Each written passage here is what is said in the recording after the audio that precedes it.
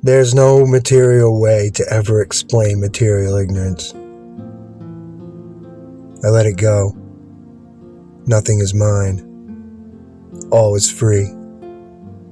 As the rain falls upon the street, mind free, sitting under an oak tree canopy,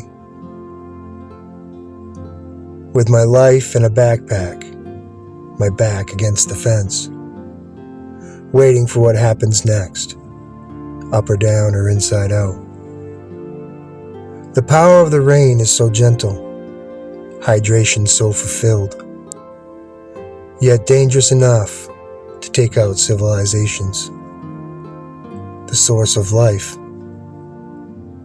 creating the sounds of silence with every drop, creating natural pools of water flowing in the river to the ocean.